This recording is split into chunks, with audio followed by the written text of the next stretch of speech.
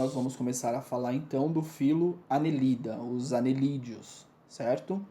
Então as características gerais desse grupo, então eles são formados por um corpo cilíndrico, são vermes cilíndricos, o corpo mole, e aí uma característica bem específica desse grupo, eles são metamerizados, eles possuem metâmeros, ou seja, eles têm os anéis formados tanto pela parte externa quanto pela parte interna desse animal.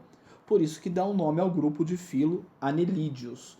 E aí nós dizemos então que esse grupo de animais eles possuem homologia seriada. O que isso significa? Significa que existe uma repetição dos órgãos ao longo de todo o corpo desse animal, ao longo de todos os segmentos, de todos os anéis que compõem então esse animal. Todos os anelídeos são de vida livre, né? São dulcícolas, podem viver em água doce, ambientes terrestres, mas principalmente em solo úmido, não podem viver em solo muito quente, porque senão esses animais acabam se desidratando. E também existem representações aí de animais marinhos, né? No caso da diversidade desse grupo, os poliquetas é o que mais tem representante. Pode viver ali desde o início ali da praia até o fundo do mar. Sobre as características gerais desse grupo, então vamos lá. Todos eles são celomados, possuem celoma, então os órgãos eles estão inseridos em determinados locais, né, do corpo desse animal, então esse celoma protege e sustenta esses órgãos dentro do corpo desse animal. São animais triblásticos, têm os 3 folhetos germinativos no processo embrionário e são animais protostômios, porque a boca é o primeiro órgão a ser formado lá também na embriologia desse grupo de animais. E são metâmeros, né? Eles possuem metâmeros, são metamerizados, como eu já expliquei lá no início. Esses anéis eles estão formados tanto de forma externa quanto interna desse animal, e os órgãos então eles estão representados aí em todos esses anéis dos anelídeos. Vamos falar agora um pouco sobre a sistemática dos anelídeos, né, do porquê da classificação desses anelídeos. Assim como os moluscos, também tem um porquê dessa classificação. O porquê dessa classificação é pela presença e pela quantidade de cerdas laterais que esses animais possuem, que vão, consequentemente, ajudar aí na locomoção desses animais. Então nós temos poliquetas, oligoquetas e aquetas. Poliquetas é o grupo de anelídeos que tem bastante, né, cerda aí que ajuda na locomoção. São animais marinhos e aí no caso dessas poliquetas vão se transformar também em uma estrutura chamada parapódio. Esse parapódio eles são expansões laterais que vão ser constituídas de várias cerdas, então, como o nome mesmo já fala, poliqueta, que ajuda na movimentação do corpo desse animal, e em algumas espécies esses parapódios podem ser bastante vascularizados, que aí consequentemente vai ajudar também no processo respiratório desses animais, já que são anelídeos marinhos. São dioicos, né, os sexos são separados. Nos oligoquetas, que são as minhocas, eles possuem poucas cerdas. Então são animais que vivem no solo úmido ou também podem viver em ambientes de água doce, por isso também são chamados de dulcícolas. São animais monóicos, hermafroditas, mas mesmo sendo hermafroditas, eles precisam ter trocas de espermatozoide para que ocorra a reprodução. E é o único grupo desses animais que possui uma estrutura que é chamada de clitelo, que eu vou explicar daqui a pouco para vocês no processo reprodutivo. E o último grupo são os aquetas, também chamadas de irodíneos, que são as sanguessugas. São os anelídeos que possuem ventosas aí, que ajudam na sucção do sangue, né? Esse grupo, eles são chamados de ectoparasitas hematófagos, porque eles se alimentam então de sangue. No caso dessa iridina, que é uma substância anestésica que vai fazer com que o animal parasitado não sinta quando a sanguessuga estiver sugando sangue. Além disso, essa iridina ela também libera uma substância anticoagulante que no momento em que a sanguessuga estiver sugando esse sangue, não coagule esse sangue dentro do corpo do animal. Sobre as funções vitais dos anelídeos, então aqui nós temos as principais características que eu vou explicar para vocês então em cada item. O tecido epidérmico, né, a parte superficial da pele desses animais, eles possuem glândulas mucosas que vão começar a secretar um muco para deixar a pele desses animais mais viscosa, mais úmida. Lembrando que eles vivem ou em ambiente marinho, ou em ambiente terrestre úmido, ou em ambiente de água doce.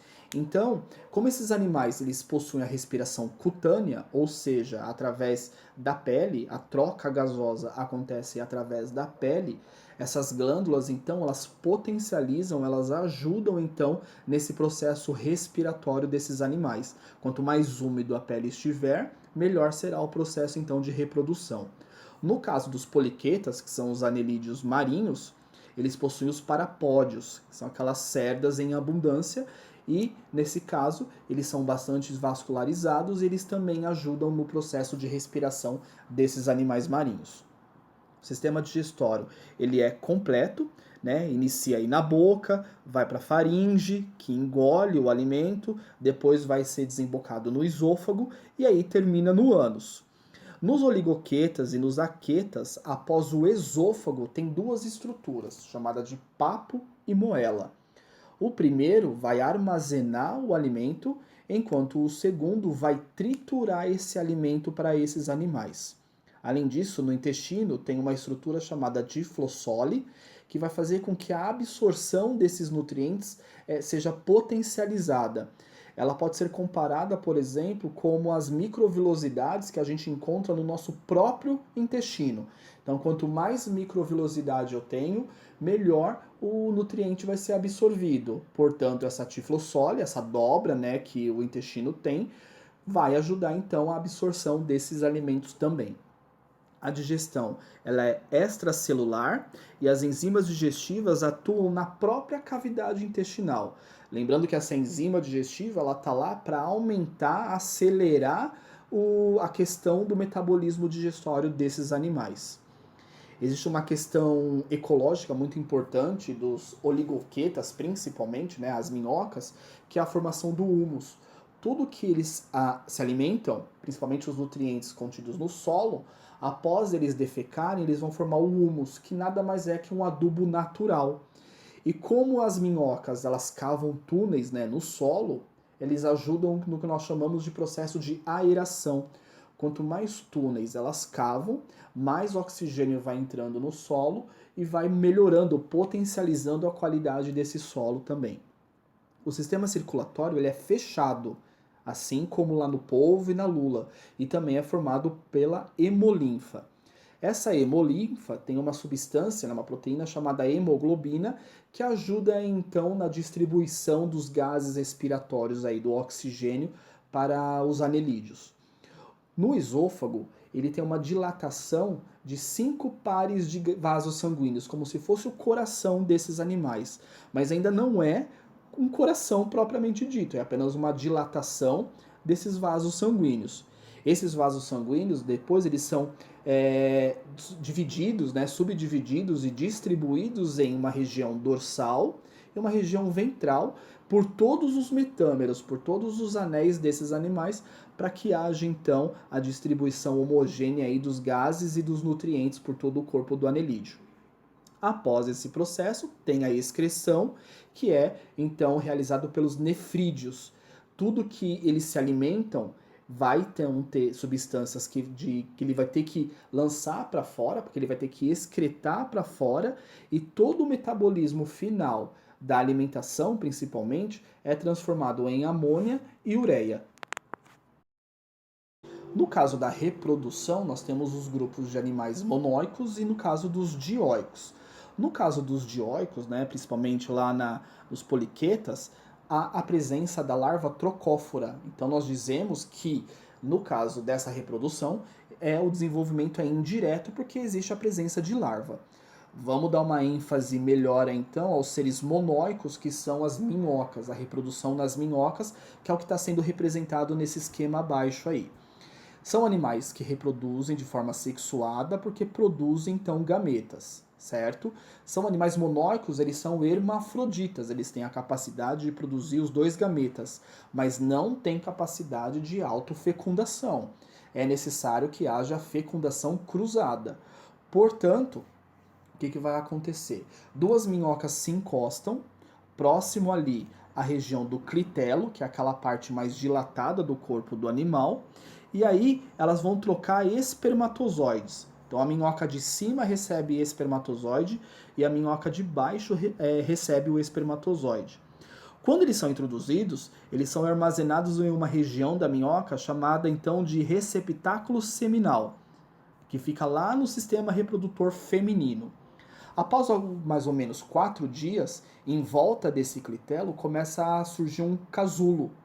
Esse casulo ele começa a andar pela parte anterior do corpo dessa minhoca, e aí primeiro ele vai receber então a parte do óvulo, que é a parte feminina, continua caminhando e aí ele recebe os espermatozoides. E aí ocorre a fecundação dentro desse casulo. E aí esse casulo sai totalmente do corpo da minhoca e se transforma em um ovo.